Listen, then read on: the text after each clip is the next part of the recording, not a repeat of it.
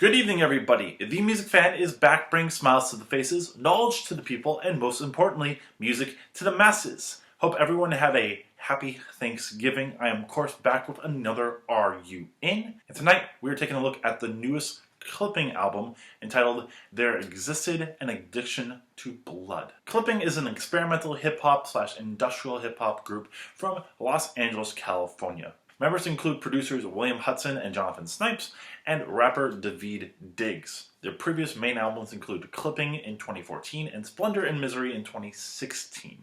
Now, this is my first dive into this group, though I've heard a lot about them through Anthony Fantano and The Needle Drop. He has talked particularly about Splendor and Misery and their newest album and has raved about both of them. So of course I wanted to check them out, and the idea of this album really was something that I clicked into. The idea of horror rap, the idea of a lot of industrial and experimental songs with very gruesome and disturbing lyrics. I was intrigued by that. I was also intrigued by Daveed Diggs. Now, for those of you who don't know who he has been in some movies over the last few years, but he's mostly well known as being Lafayette and Thomas Jefferson in the original cast of Hamilton, doing a phenomenal job as both characters. His most well-known song would be What Did I Miss?, which is a phenomenal song showing off his singing, but he does some great rapping as Lafayette as well. So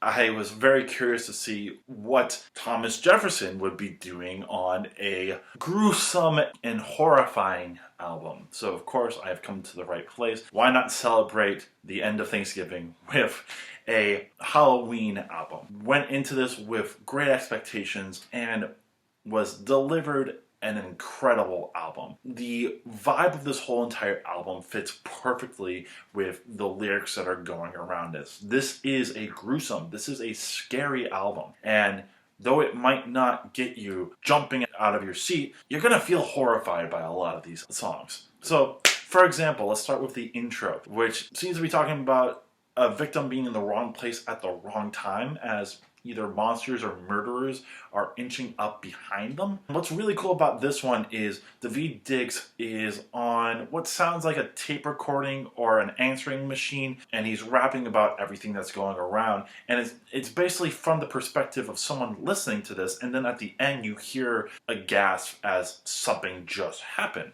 A great way of setting up this album. Also showing off Daveed Diggs' phenomenal flow. Then we get into Nothing Is Safe, which also sets up this eeriness so well. What's great about this song is it layers phenomenally. It starts off with sounding like a John Carpenter-esque intro. It starts with just one piano note getting hit over and over again, then eventually a synth part comes in to give a little bit more of a beat. And then there's other piano and synth parts, and it keeps amplifying, adding more to the eeriness. Eventually an electronic percussion part comes in on the second verse, and then on the second chorus, more trap beats come in, adding more intensity, adding more layers.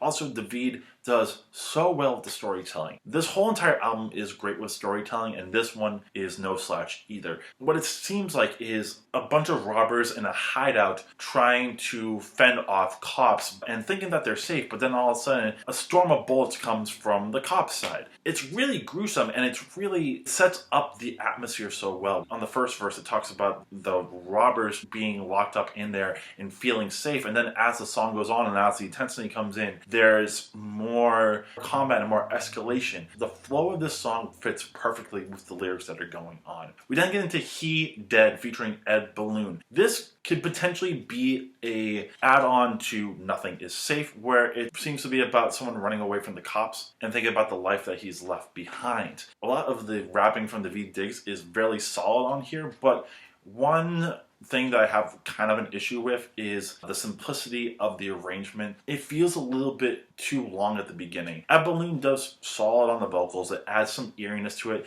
but it doesn't feel like you get into anything really solid until you get to Daveed Diggs rapping. Though he definitely does save this song from being a weaker song and one with no momentum. The next main song we got is La Mala Ordina, which I think is a super cool concept. This song features Benny the Butcher, El Camino, and the Rita here. And the story is about two rappers, El Camino and Benny the Butcher, pretending to be a part of the mob life and flaunting that they are killers, but are confronted with the real mob and are killed in the process. The cool thing about that is the story is told in a couple different ways. It starts off with the V Diggs talking about the mob and the real mob and how they can mess you up. And then it pans over to the verses from Benny the Butcher and El Camino, portraying their life and how they're really hardcore and they can mess anybody up. But as the song goes on, they are confronted by the real mob, and that's where you get to the last verse where Daveed Diggs is talking about what is going on with these people and how foolish they were to think that they were as tough as they really thought they were. The other really cool thing about this song is it has a very solid and pretty standard beat when it comes to a rap song. And I think why that is because it's portraying the idea of the stereotypical rapper and how sometimes they are boasting and bragging about how cool they are and how hardcore they are. But then it eventually gets to this part where with Daveed Diggs' last verse, you get this fade out of static to the point where you can't understand what Daveed Diggs is saying, and then it just goes totally static. I think that's a really cool way of portraying the braggadocious nature of rapping versus what actual mob people can do, and that makes for a really, really interesting arrangement in my opinion. Then we get to Club Down, which also isn't the most interesting arrangement. Daveed Diggs singing on here is alright, but it's kind of monotone, though I think it's for the particular vibe of the song. This one is portraying drug culture in a city that's affecting both the poor and the rich with a sense of escapism. What I really enjoy though is the lyrics and the imagery on this song. Just going over the first few lines. The schoolyard reeks of sewage, broken pipes, broken promise. The thin man staggers lucid for this time of night. Drying vomit dingles from the beard. Step, mumble, shuffle, trip. But the trajectory is clear. He's headed for the covered steps. Tut tut, it looks like rain. He remembers A.A. Millen each time the sky is this kind of gray. That or his favorite film, Gene Kelly, leaping technicolor through the fray and feeling glorious. The story is an allegory for his days, but the night is coming now. That, to me, has so much amazing imagery, so many really cool references just from there. And the whole entire song makes the idea of the humbling masses, the drugged masses moving around the city like zombies. Really, really cool allegory. It's simplistic in nature and the idea, but the way that it's portrayed makes it stand out as something truly horrifying. But the amazingness doesn't stop there. Next we got Run For Your Life featuring La Chat. This one is a really cool one, arrangement-wise. Whenever I've been talking about this album to anybody, this is my first song that I talk about because this is such a cool arrangement. The lyrics are about someone who's running away from either a drug dealer or a murderer after a bad deal or a bad drug trip. The person here is in the city running from this person. Someone, again, who feels like they are more badass and more hardcore than they should be, but found out that drug life in Hollywood isn't as glamorous. It is a little bit more hardcore than he thought. But the cool thing about this song is that there is a main beat and a main arrangement and a main riff, but it keeps circling in and out. You kind of hear it in the static of TVs and apartments, and you hear it in the passing of cars. So the beat will come in and grow and then immediately drop afterwards. It's a really cool arrangement and something that I've never heard before. And then eventually you get to the main beat. And of course, to tie it in with the lyrics, it comes at this point where it says, this is a devil's playground, ain't for play, but you were born into it. Now, far in the distance, creeping up is that underground music. And then you get to the chorus, and that's when you get that full beat in. And then La Chat comes in as the killer. So what's really cool, at least in my mind, is that this song is going on, and La Chat comes in, and finally the killer's here, and the music comes in. So it's also kind of a way of being afraid of the music itself.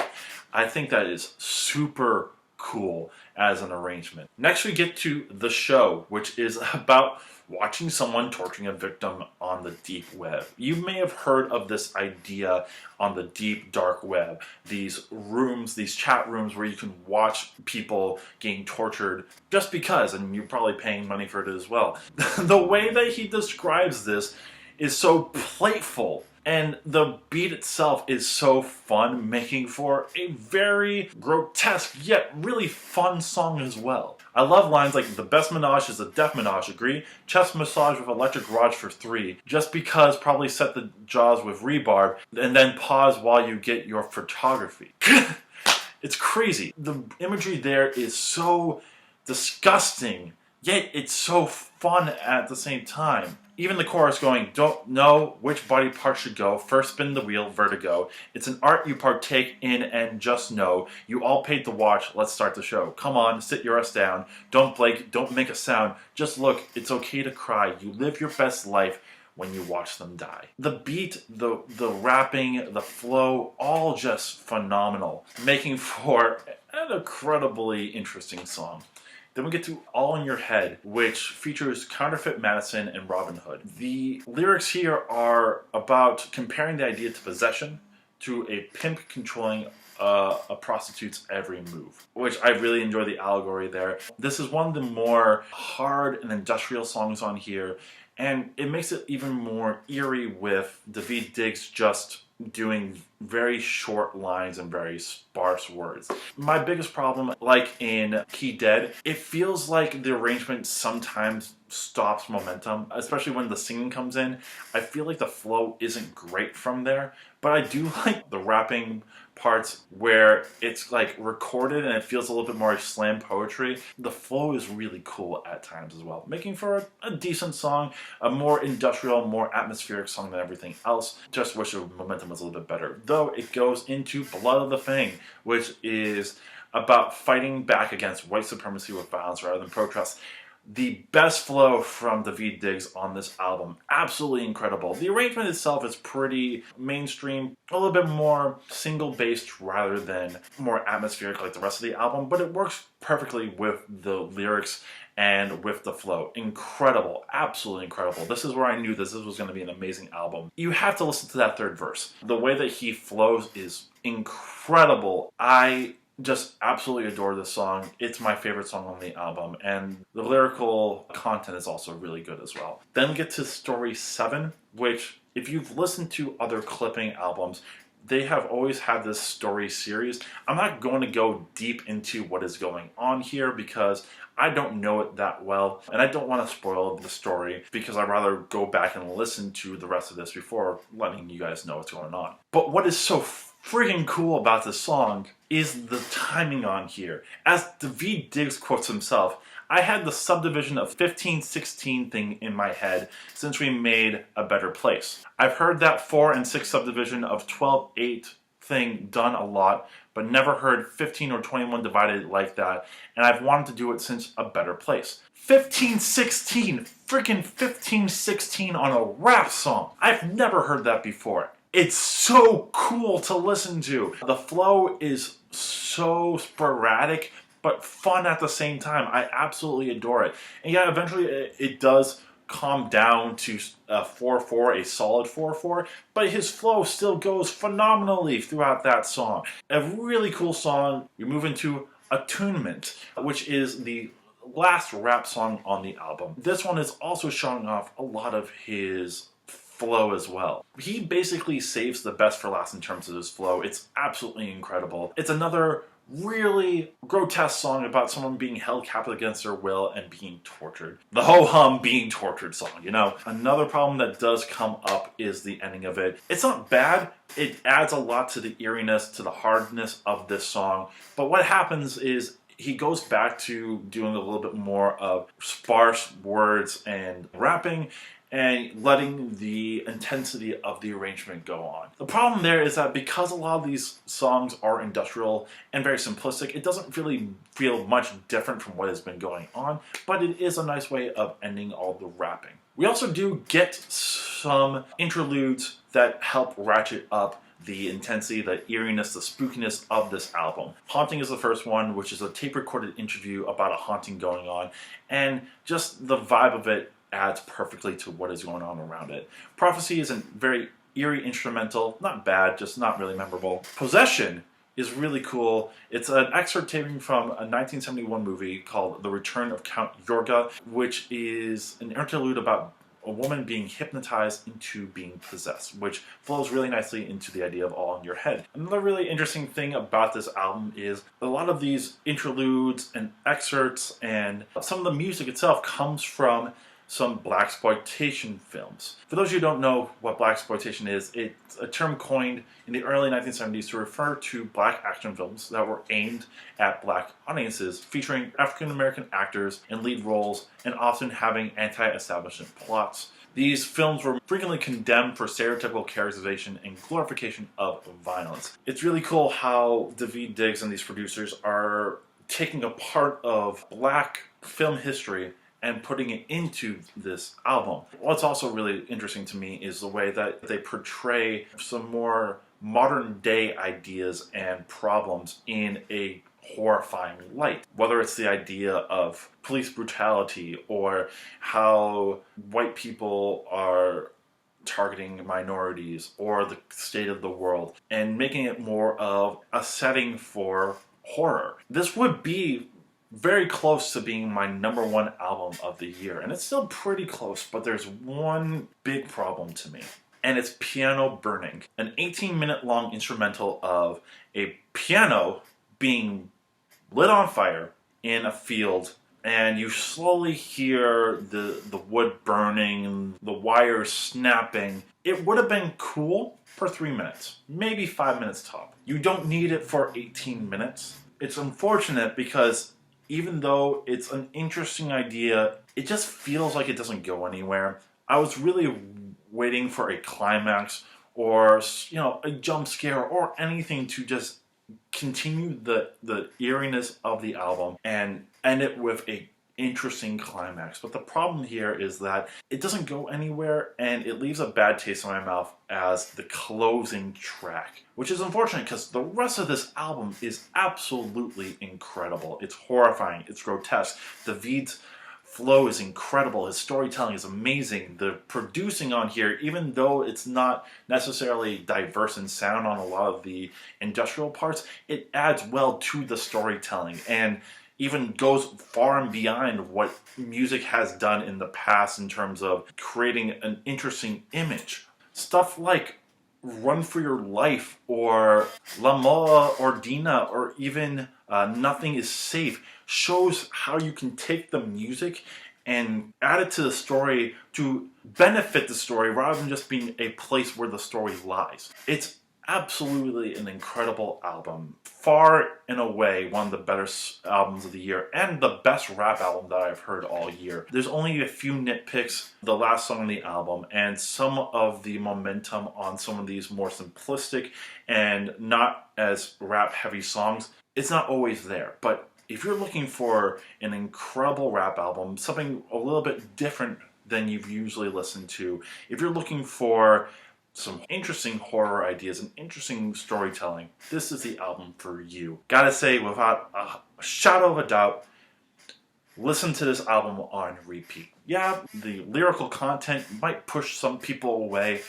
Hell, you have a song about torturing people on the deep web and in gross detail. I can understand how that can push some people away. However, if anything that I've said has not scared you or made you vomit or made you horrified, check this out. You're going to get an incredible album, incredible storytelling, and one of the better rap albums I've heard in years. So that's my time. Thank you so much for watching. Let me know if you love or hate this album and your reasons why. Let me know other albums in 2019 you'd like me to review. Share this with your friends, and most importantly, subscribe to my channel. That way I know you enjoy what I'm doing and want to see this channel become bigger and better for the future. I'll be back tomorrow with another Are You In? Until then, this is Music Fan, and I'm signing off.